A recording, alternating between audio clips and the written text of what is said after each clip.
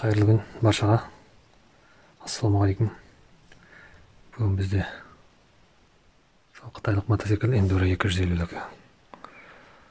Айта кетейін дегенім. Воздуханыңда карлагеннен үнемі топырақ жібереді. Соны клей қатты да, мына жұмсақ резинасы. Соны іргеден енді мен қазір жауып тастадым, герметик. Енді мына клей қатты екенде, анау қозғалғанда походу сынып кететін сияқты. Соны не істерімді білмей енді герметик жағып қойдым. Енді ешқандай реклама жарнама емес. Енді осы герметик енді жұмсақ зат қой. Осы ұстайтын сияқты мен ойлаймын. Астында дөңгелектің мұнарасында да жыртығы бар еді. Покрышкеде. Соған да жағып қойдым, енді не болатынын білмеймін енді. Бірақ осы мықты қатты болатын сияқты осы герметик. Сонымен сіздермен бөлісіп жатқаным ғой. Егер де сіздерде көмегі тиіп жатса, осылай қолдансаңдар да болады.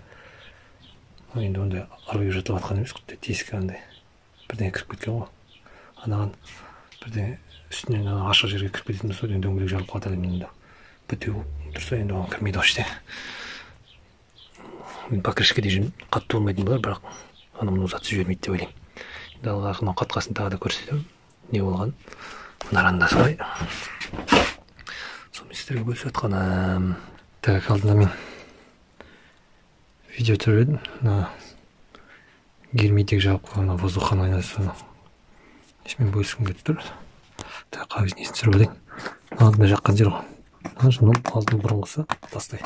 Ал мұны кешеге жаққан жүрімсақ. Жүрімсақ болғанда не? Резинмен бірге майысып ашылмайды жақсы. Көрініп тұр ма? Ашылмайды. Сіздерде осындай жұмсақ жер клей сынып кете беретін болса, өйстіп қарасаңыздар болады. Мылдырып жақсы қойдым ғой. А то осы арадан топырақ кіріп, поршын неге цилиндрге өтіп кетіп тұр. Сосын кольсын жеп қояды дейді, поршын цилиндрді пайдасы қылып тұр. Сосын дөңгелектің артына жыртыққа жағып еді. Қатып қалыпты керім болып. Алынбайды. Сируй сияқты уже ашып қойған ғой. Қашанға дейін шыдайтынын білмеймін, бірақ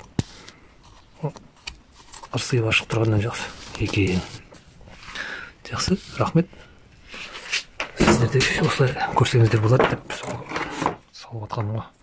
Баршаңызға сәттілік, істеріңіз оңынан болғай.